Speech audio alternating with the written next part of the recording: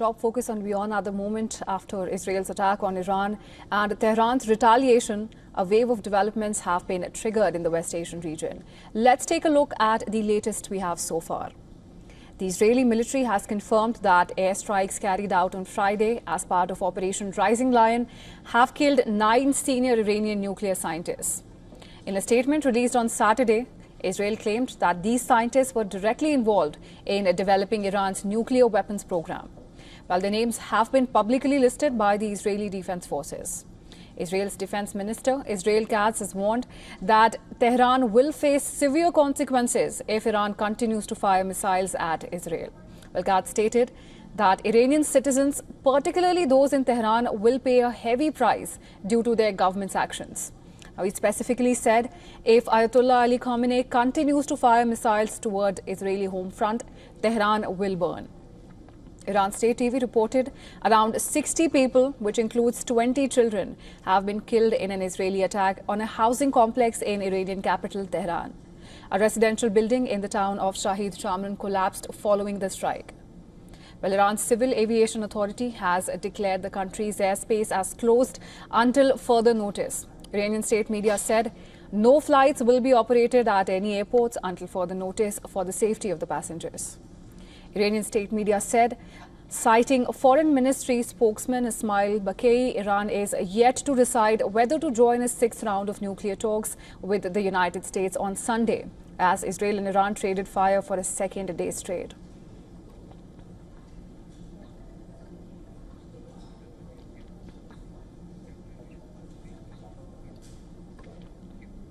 And for more, we are now being joined by Dr. Saeed Imamian. He is an assistant professor at Tehran Polytechnic and is the founder and former director of the governance and policy think tank. Thank you so much for joining us at the broadcast on WION World is One. Pleasure. Dr. Imamian, let's start with your assessment of the situation and how far do you think this conflict could escalate if both sides stay on their current trajectory? Actually, it's important to re-emphasize that the situation has happened now based on the unprovoked aggression of the Israelis. It's very important to know the background, historical background, that Iran has never offended or invaded any of the countries for last more than 100 years. So it was the same time again that Israel started and began that kind of the attack. So Israel's aggression and unlimited violation is something that has been very much evidenced in last few months and more than 2 years since October 7th. But what is happening with regard to the Iran is quite illegal, internationally illegal, and violation of all international norms and rules, because there was no legitimacy of such an attack. It's very important to know that Iran is inevitably in the state of the defense, self-defense. So it's very legal and legitimized. So it's important for every country to and everyone to know about who has been the victim and who has started the war. So in that situation, Iran has tried to be as much as possible prepared to attack its civilians and its infrastructure facilities. So last night, a few hours after the beginning of the attack and invasion, Iran responded to some extent in the center of the Israel, Tel Aviv. And so we are expecting that such kind of the responses will come much more severely in the next few hours. Until that international community, particularly US, that is now not silent, I would say that is to some extent supportive silence of the US, needs to come to such kind of a conclusion that such kind of a war and escalation of the war is not in favor of anyone in the region. And it won't be in favor of the Israelis themselves also. So in terms of the self-defense, the Israelis' invasion and aggression has created such kind of the social cohesion in Iran, something that was not expected before. as far as we have witnessed, and some studies has shown that most of the Iranians now, even someone that have been politically with different approaches and different views, now they are very much convergent in supporting the country, and it's kind of a social cohesion is very important social capital for the Iranian policymakers. That they need the support, public support for the self-defense operations. So it seems that depends on the Israelis' level of aggression, Iran could escalate the situation. If Israelis are going to continue attacking civilians and non-military bases, I think it would be an option for Iran that Iran has prevented it yet. And particularly with regard to the infrastructure, you know that Israel is very vulnerable with regard to the infrastructure. It's very, in terms of the size, in terms of the number of infrastructures that Israel has at the moment is very vulnerable with compared to the Iran as a very big diversified in terms of the size and diversification of the geographical situation. So if Israel goes ahead with such kind of escalation, I think the escalation won't be in favor of the Israelis. So let's see what would happen. Depends on how rational would be Israeli policymakers, because Netanyahu has been trying to play a madman policy.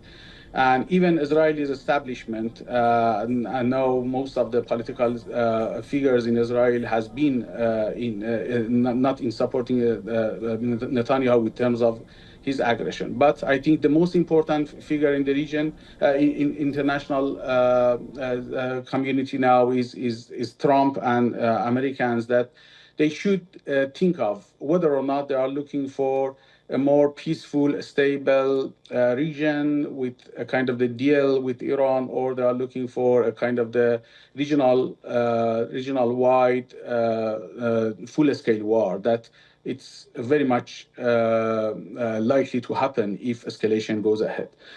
So we are waiting for the next hours with regards to both Iranians' retaliation to the Israelis' continuous aggression, and how the international community, particularly U.S., is thinking about the situation. But Iran is inevitably has been very much well prepared for the last few months for such a war, because it was expected.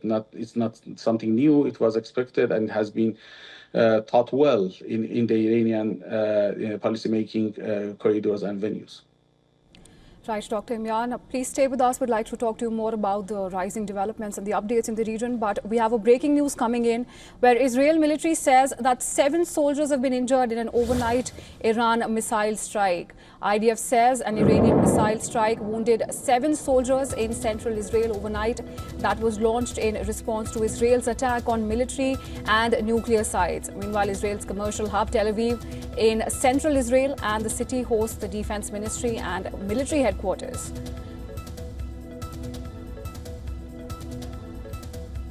And this is the latest we're getting. Israeli military has said that 7 soldiers have been injured in an overnight Irani missile strike. The IDF says an Iranian missile has struck and it has wounded 7 soldiers in central Israel overnight. That was launched in response to Israel's attack on military and nuclear sites. Israel's commercial hub Tel Aviv in central Israel and the city, and it hosts the defense ministry as well as the military headquarters.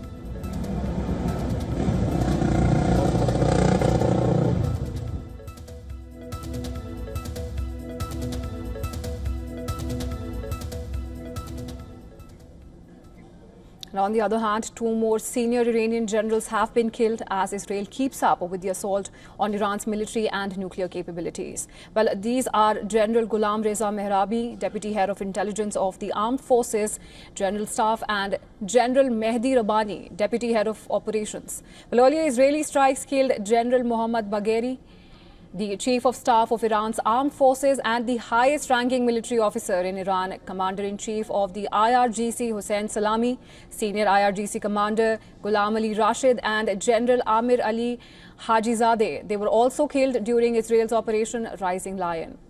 Well, Iran has now appointed new leaders for its armed forces, and IRGC Abdul Rahim Mousavi has been appointed as the new chief of staff of the armed forces.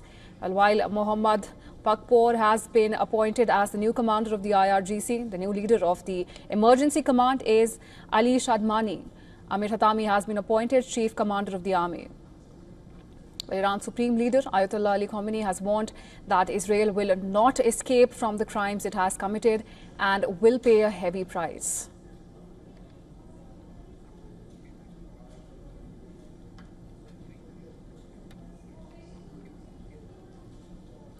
Thank you so much for staying with us, Dr.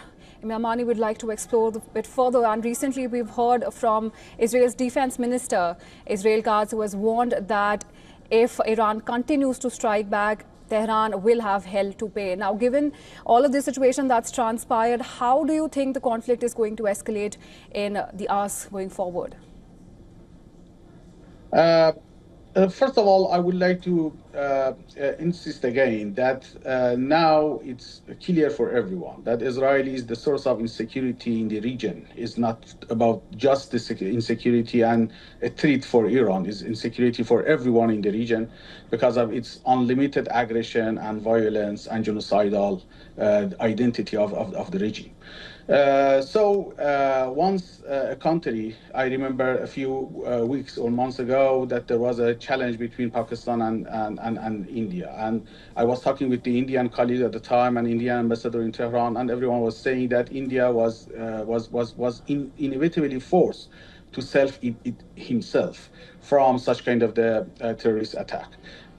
So Iran has a legitimate right for self-defense, and is the only option that Iran has, and is expected from the policymakers and military officials to defend civilians from such attacks. So Iran will continue to defend itself, and I think its operation will be to some extent much more damaging and painful for Israelis because, as I said, vulnerabilities of the Israelis that they have in comparison to a big country like Iran, with regards to the infrastructure, with regards to everything. So I think it depends on whether or not Israelis are going to follow up any kind of the rational logic, or they are going to be to follow the madman policy. In the second case, I think it would be an opportunity for Iranians just to damage all the facilities and infrastructures that Israelis has in such a small scale colonial state. I think it depends on the rationality of the other side, but Iran is very well prepared for every option that may happen. Right. So, and beyond dismantling Iran's nuclear capabilities, do you think that these strikes also reflect a broader strategy to undermine Iran's influence in the region? Of course, the dismantling of what's called dismantling of the Iranian nuclear facilities is something as just a pretext. With regards to the Americans, the first sentence that Trump has said that he is going to make sure that Iran is not going to be military and to have a kind of the nuclear weaponization. And it was something that Iran has said in the earliest stage and every minute, the first minute, that Iran is not part of its defense policy or deterrence policy to have the military weapon. And if that's the concern of the Americans, I think the deal would be accessible. But they then expanded it to the nuclear enrichment facilities, and they may have some other claims because I think it's not a consistent policy, and is unpredictability, uncertainty that Trump's policies has, not only about the Iran, about everything, almost everything, since he has been in power for the second term. So I think Iran has been consistent in his policy. And I think if U.S. still seriously thinks about a kind of the negotiation and deal with Iran, I think policy stability and policy consistency is something very much needed. But with regards to the Israelis, of course, Israelis are not looking for the Iranian power. They are looking for the Iran as a civilization. They are the source of insecurity in the region. They want all the nations in the region, not Iran, all the nations in the region to be demilitarized, to be under the hegemony of Israel is something that Israelis are looking for, and they have outspoken about that policy since the inception of the colonial state that has been based on the occupation. It's not the legitimate state, you know. So it's something that Israelis has been outspoken about, and in that regard, Iran doesn't care about the Israelis' expectation because, as I said, you look at what happened in Syria. Just in post-Assad, they demilitarized almost Syria. They violated the Syrian territory, and they have occupied a large proportion of the Syrian, a very important large proportion of southern Syrian territory. So if you are thinking about Israelis, there is no limitation for them. They are a colonial state. They are looking for expansion of their territory as much as possible to the region by occupation of the others. But Iran is not going to follow up the Israelis' expectation. But with regards to important countries like US, I think what is important is that they need to be much more clear and consistent in their policies. Right, Dr. Imamian, and let's also try to address the speculations about Iran returning to the negotiating table for the 6th round of nuclear talks. And now we know that the strikes took place despite negotiations between Iran and the United States over the future of Tehran's nuclear program. And now, in the light of everything that's transpired in the last 24 hours, what is the future of diplomacy looking like at this point? And is it even a valid question to ask if Iran is going to return to the negotiating table despite United States' alleged complicity? Actually, as far as I have heard from the news, Iranians has been still not clear about whether or not they are going to participate in the talks tomorrow. But I think it's quite understandable because at the same time, Iran has been committed and is going to be committed to the diplomacy and to talk.